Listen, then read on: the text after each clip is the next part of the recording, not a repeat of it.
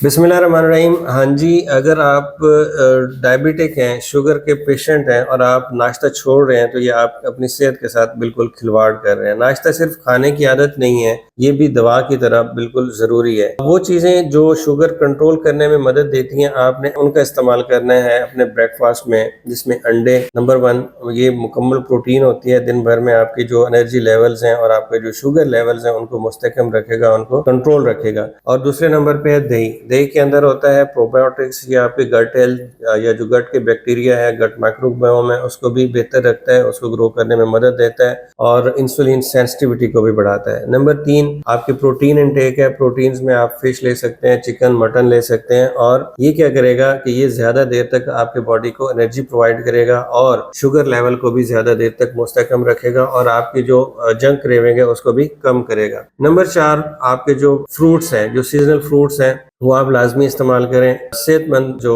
फल है, जैसे आपके आजकल सीजन के किन्नू फ्रूटर वगैरह आ रहे हैं, या गावा अमरूद वगैरह है, स्ट्रॉबेरी वगैरह, ये आप ज़रूर इस्तेमाल करें। और आप जंक फूड्स को बिल्कुल अवॉइड करें। जो आपके रिफाइंड शुगर्स हैं, जो मतलब बेकरी आइटम्स हैं, नाश्ते में ये बिल्कुल भी इस्तेमाल ना करें, जिसमें ब्रेड वगैरह आ जाता है और सालन है, ज़्यादा रोटी पराठे का इस्तेमाल है। ये क्या कहते हैं, ब्रेड और जैम वगैरह, ये आपके शुगर लेवल को एकदम से स्पाइक करते हैं। और ये एक्चुअली बने होते हैं जो इसके अलावा जो मैं बात कर रहा हूँ, रेडीमेड सीरियल्स वगैरह हैं, ये सारे कार्बोहाइड्रेट से ही बने होते हैं और इनके अंदर रिफाइंड शुगर्स बहुत ज़्यादा होते हैं। इसलिए ये चीज़ें बिल्कुल आप छोड़ें, ये चीज़ें छोड़ें और अपनी सेहत का बहुत ख्याल रखें। याद रखिए, नाश्ता सिर्फ खाने की चीज़ नहीं है, ये आपकी ज़िंदगी का कंट्रोल है, आपके दिन भर का आगाज़ है और आपके दिन भर की तवानाई है।